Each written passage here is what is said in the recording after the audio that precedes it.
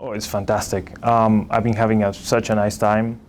I think both the audience and the panelists have had a very high level of knowledge and experience, and this makes the conference itself very valuable, not only for us at the Internet Society as sponsors, but also for me in particular as a participant. I have learned so much about how things are moving forward in terms of spectrum regarding 6 gigahertz, dynamic spectrum allocation, how the regulators see it, how the industry see it. So for a non-for-profit like the Internet Society, this is great information, and I'm very happy to be here.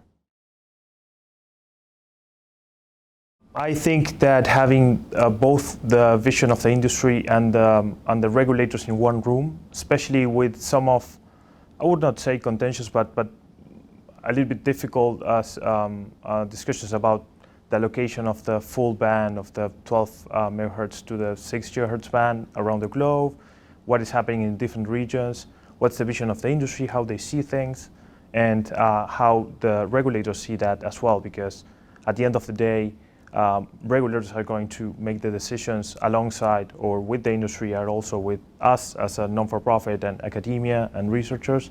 So having that, it's a discussion that's happening right now. So being here and having those points of view is very, very valuable.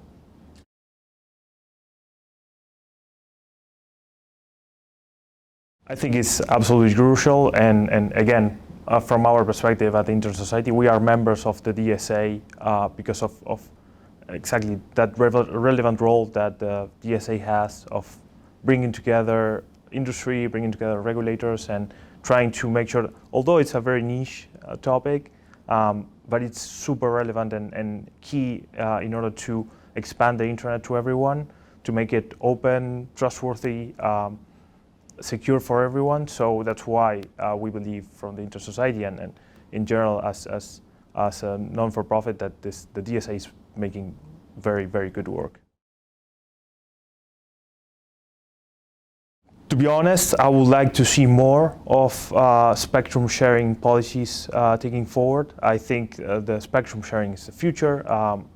Spectrum is a public good, and we need to make sure that it's used for the benefit of the citizens around the world, to make sure that they can connect to the internet. For us, our mission at DSA is that the internet is for everyone, and our vision. So we believe that through the deployment and development of more policies that are aimed to more spectrum sharing, more dynamic use of the spectrum, that will enable connectivity, especially in those places that are harder to reach, because as you know, around 3 billion people are still offline, even in 2022 and after a pandemic. So it's imperative that we reach out to all those people, and many of the solutions are key to achieve that.